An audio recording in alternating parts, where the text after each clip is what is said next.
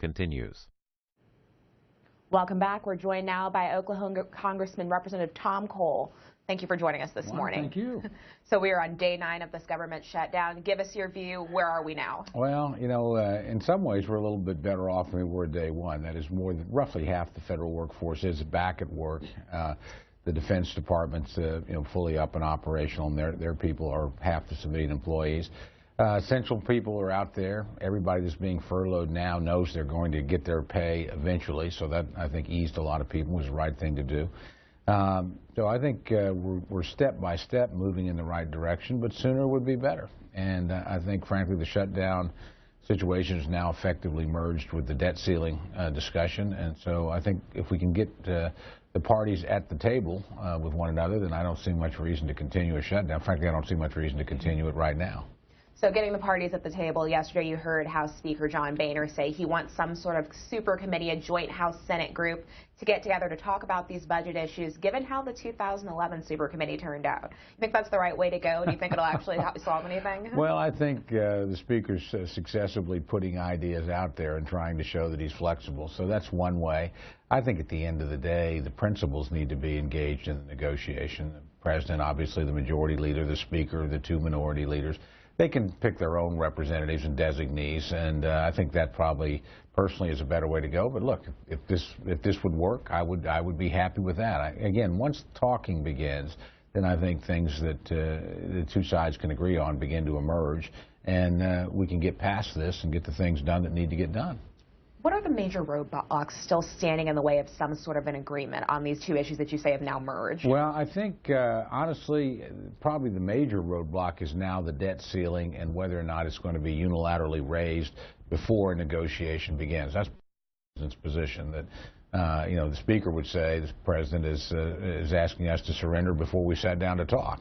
And the President would say, no, I'm just taking an unusable weapon off of it. So they've got to get past that some way. And it seems to me there was a little crack from the administration, not in a giving but a possible way, and that's a joint and relatively short-term continuing resolution which would reopen the government, a short-term suspension of the debt ceiling which would take care of that for a matter of weeks, some specified period, and the 2 sides could begin to negotiate. And frankly, the real lever in that negotiation are the sequester cuts, which neither side like. I mean, we would continue to operate at a pretty low level, and both sides want to get rid of in very different ways. But I think that could, if you could get them to the table in that kind of format and with a serious discussion going on, which both sides really believed was productive, as opposed to just dueling press conferences, we could start moving down the road.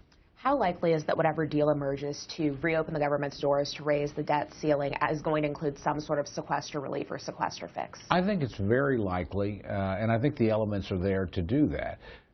Look, the President put some things in his budget that I think Republicans could vote for, and they're tough things. I mean, the President recommended change CPI on entitlement, which would over time save hundreds of billions of dollars. He recommended means testing for Medicare. You'd still get coverage, but obviously if you're very wealthy, you would pay more out of pocket, so to speak, in premiums and copays than somebody that wasn't. That's a pretty reasonable thing to do. I think the President laid out some unspecified, but I think serious savings in Medicare that could be applied. So that creates a pool of savings on the non-discretionary side of the budget, the entitlement side, that you could then use to offset by restoring some of the sequester cuts that both sides agree on. And in that negotiation, I would suspect Republicans would put a lot of emphasis on defense, but the President would need to get some things that he wants too, Head Start funding or some of the domestic initiatives that he thinks are important. But you can do that and come, I think, to a very major deal. Maybe not the so-called grand bargain, but as Paul Ryan likes to put it, a pretty good down payment. We'd love to take your calls. For Republicans, the number is 202-585-3881. For Democrats, 202-585-3880. Independents, 202-585-3882.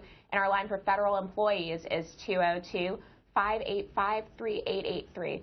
Congressman, yesterday we heard President Obama speak about the debt ceiling, the politics of that debate. Let's take a listen to what he had to say, and then I'll get your response. You bet. Everybody should say one of the most valuable things we have is America's creditworthiness. This is not something we should even come close to fooling around with. And so when I read people saying, oh, this wouldn't be a big deal, we should test it out. Let's take default out for a spin and see how it rides. And I say, imagine in your private life if you decided that I'm not going to pay my mortgage for a month or two. First of all, you're not saving money by not paying your mortgage. You're just a deadbeat. And you can anticipate that will hurt your credit, which means that in addition to debt collectors calling, you're going to have trouble borrowing in the future. And if you are able to borrow in the future, you're going to have to borrow at a higher rate. Well, what's true for individuals is also true for nations, even the most powerful nation on earth. Congressman, your response? Well, I agree with the president. I actually think the credit rating is an extraordinarily important thing. But as the president very skillfully talked about it in personal terms, let me do the same thing. You know, let's say that you're an individual and you've maxed out your credit card. You can't go to the credit card company and say, you know, I just want you to raise my limit. I'm not going to change spending. I'm not going to pay you back for what I borrowed. I'm going to do exactly what I've done, but just give me an extra $1 trillion or so and we'll go down the road. What we're saying is, yes, the president's right about the debt ceiling. It does need to go up, but we need to do something at the same time, which is what we did, by the way, in August of 2011. To address the deficit. And by the way, that worked. The deficit's about half of what it was back then. So I think getting us into balance is a step-by-step process. This is an important step. Debt ceiling is usually what triggers some sort of change, some sort of discussion. And we can do that, and I think that's basically the Speaker's position. Will members on either side of the aisle actually allow a debt ceiling breach? You know, I don't know. I must say I didn't think we would end up in a government shutdown either, so I'm not willing to bank on the good sense of Congress, and I don't think anybody should, and I mean that in a bipartisan sense, quite frankly. But I would hope that there's enough members on both sides, because in this case, you know, when one side controls all the levers of government, this is fairly routine. You know, when the Democrats had both houses in the presidency, the debt ceiling went up whenever they wanted it to. When Republicans had the presidency in both houses, it went up whenever they wanted to. But when it's divided, as it is now, and we've had this situation before, we had it in the 1980s, we had multiple shutdowns. We had it during the George H.W. Bush era with a Democratic Congress, Republican president. And we had it the last 2 years of the George W. Bush administration. Then there's usually some sort of bargaining that goes on. There's some concession the other side needs if they're going to put votes up on the board for what's not very popular. Nobody sends you to Washington to raise the debt ceiling. And no Republican can go home. You know, I just gave the president a $1 trillion increase in the debt ceiling, and he said since I had, he would talk to me real soon. You know, how do you explain that at home? You can't. So I think you can explain a negotiation that's underway with a time limit and with the expectation there's going to be some reasonable concessions. Again, that's what was done last time. I'm not going to tell you it was a work of art. It wasn't.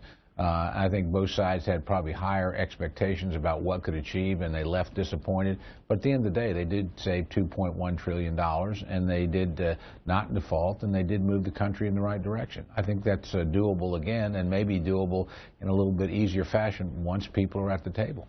Some of your Republican colleagues